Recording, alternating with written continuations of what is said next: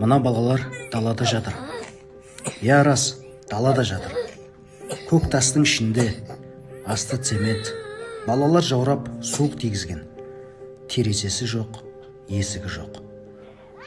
Мына көрініс тас жүректі жебітеді ғой. Жаман адам болмайды. Неге? Себебі жүрегімізде мейірім бар. Үйлерің болады.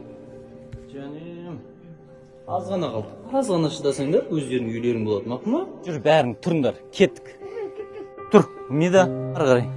Мінеке балдар, үйлерің. Бұны мен емес, халық соғып беріп жатыр. Халықтың арқасында міне қабырғасы да көтерілді, шатыры да жабылып жатыр. Ал сіз осы періштелердің үйлі болуына үлес қосасыз ба? Жүрегінде мейірімге толы жақсы жандар, біз және сіз болып осы үйді бірінші қар жауғанға дейін бітіріп, ішіне осы кішкентай бөпелеріміз, осы балдарымыз ойнап жүрсе екен дейміз. Мен осы ауданның тұрғынмын, а осы үй құрылысы Сарыағаш ауданы Тасбұлақ ауылында болып жатыр.